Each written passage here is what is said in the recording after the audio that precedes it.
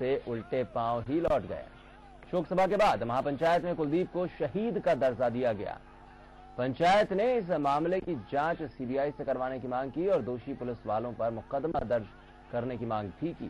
साथ ही महापंचायत ने मृतक के परिजनों को 20 लाख रुपए का मुआवजा और सरकारी नौकरी देने की मांग भी की। साथ ही महापंचायत ने ऐलान किया कि अगर उनकी मांगें 5 अक्टूबर से पहले पूरी नहीं की गई तो 5 अक्टूबर को कमिश्नर के कार्यालय का घेराव किया जाएगा। का यही फैसला हुआ है कि डीजी से और आईजी से दोषी एसओ के खिलाफ कार्रवाई चाहते हैं और मुख्यमंत्री जी को ये अपनी बात पहुंचाना चाहते हैं कि वो तो दोषी उस एसओ के खिलाफ जिसने इनकाउंटर किया है उसके खिलाफ कार्रवाई हो, उनको जेल भेजा जाए, नहीं तो हम आंदोलन करेंगे, अपनी बात को प्रोटेस्ट करेंगे। 5 तारीख को मेरठ में हम एक आंदोलन करेंगे। और आज चैंपियंस लीग टी20 में एकमात्र मैच मुंबई इंडियंस और केप कोबराज के बीच खेला जाएगा। मुंबई इंडियंस जहां अब तक खेले गए दोनों ही मैचों में विजेता बनी है, वहीं कोबराज को 1 में जीत जबकि 1 में हार का सामना करना पड़ा है। ये मुकाबला बेंगलुरु के चिन्नास्वामी स्टेडियम पर खेला जाएगा।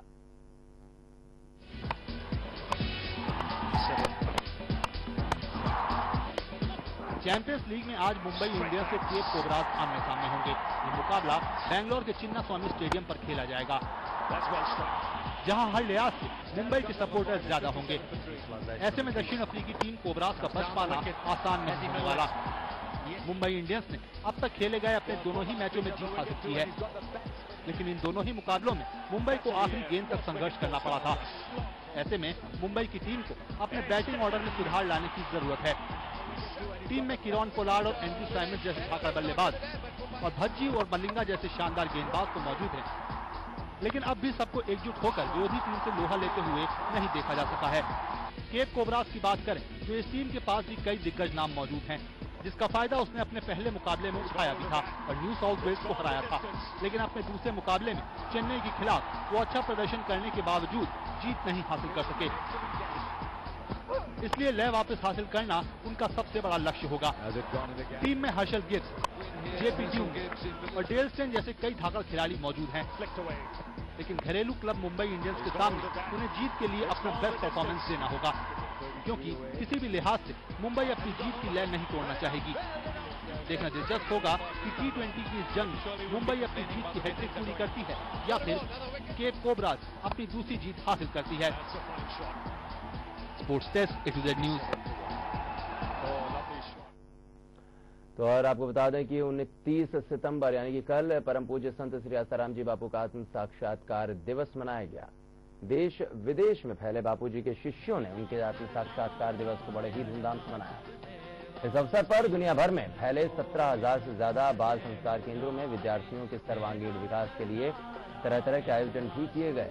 साथ ही संत श्री आसाराम जी बापू के आश्रम की सभी शाखाओं में आध्यात्मिक यात्राएं निकाली गईं। इसके अलावा इस अवसर पर झुग्गी झोपड़ियों में रह रहे गरीबों, अनाथालयों में रह रहे लोगों, आदिवासी क्षेत्रों में अभावग्रस्त लोगों को और अस्पतालों में मरीजों को फल, अन्न, दवाइयां और कपड़े बांटे गए। जो भी बापू के दर पे पाए हैं सब वो जाए न खाली। आए हैं जो भी बापू के दर पे पाए हैं सब वो जाए न खाली। आए हैं जो भी बापू के दर पे पाए हैं सब वो जाए न खाली। आए हैं जो भी बापू के दर पे पाए हैं सब वो।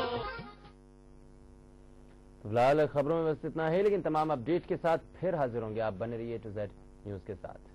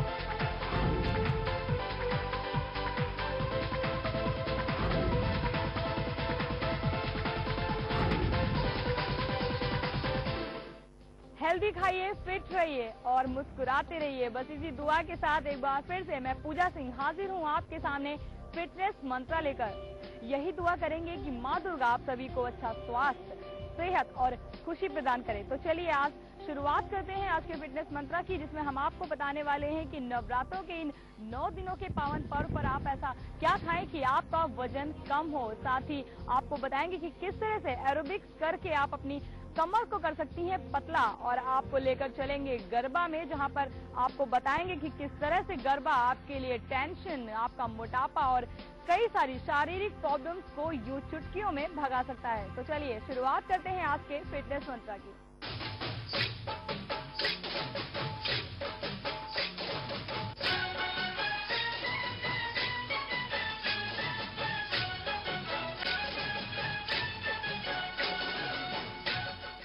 जी हाँ, पूरे साल में 2 बार ऐसा मौका आता है जब आप 9 दिन का व्रत कर सकते हैं, माँ की भक्ति कर सकते हैं। लेकिन माँ की भक्ति का एक और फायदा उठा सकते हैं तब जब आपका वजन बहुत ज्यादा है, यानी आप मोटे हैं। आपके पास 9 दिन होते हैं फास्ट करने के, और साथ ही आप अपना वजन भी कम कर सकते हैं। और बहुत बार ऐसा होता है कि आप फास्ट रखते हैं, फास्टिंग करते हैं, लेकिन वो फास्टिंग कब फीस्टिंग में बदल जाता है आपको खुद नहीं पता चलता, और आप और वजन कम करने के बजाय वजन बढ़ा लेते हैं। तो चलिए हम आपको बताते हैं कि नवरात्र के इन 9 दिनों में आप ऐसा क्या कुछ खाएं, क्या कुछ डाइट लें कि आपका वजन यानी आपका मोटापा कम हो जाए। नवरात्र को साल का सबसे पवित्र समय माना गया है। नवरात्रों में व्रत रखने की परंपरा सदियों से चली आ रही है। वैसे तो ये धार्मिक मान्यता भी है कि ये व्रत हमें मानसिक और शारीरिक शांति भी देते हैं। लोग इस व्रत को वैसे तो माँ दुर्गा को प्रसन्न करने के लिए श्रद्धा स्वरूप करते हैं, लेकिन कुछ वजन कम करने के लिए भी करते हैं। जी हाँ, साल में 2 बार नवरात्र का ऐसा मौका होता है जब लोग ये सोचकर फास्टिंग करते हैं कि उनका वजन कुछ कम हो जाए। लेकिन जिस तरह से फलाहार के नाम पर खाना पीना होता है, उससे यह फास्टिंग की जगह फीस्टिंग यानी दावत जैसा ज्यादा हो जाता है। नतीजा 9 दिनों के बाद दिखता है, जब वेइंग मशीन की सुई पहले से भी ऊपर जाकर रुकती है। आपको जानकर शायद हैरानी होगी, लेकिन सच है कि व्रत के दौरान हम रोजमर्रा से ज्यादा कैलोरीज का सेवन कर लेते हैं। व्रत शुरू करने से पहले और व्रत के दौरान रोज के रूटीन में बदलाव बहुत जरूरी है। व्रत के दौरान सुबह शाम प्राणायाम करें। व्रत के दौरान अधिक बातचीत न करें। व्रत की शुरुआत में भूख काफी लगती है, ऐसे में पानी में नींबू और शहद डालकर पिया जा सकता है। इसमें भूख को नियंत्रित रखने में मदद मिलेगी।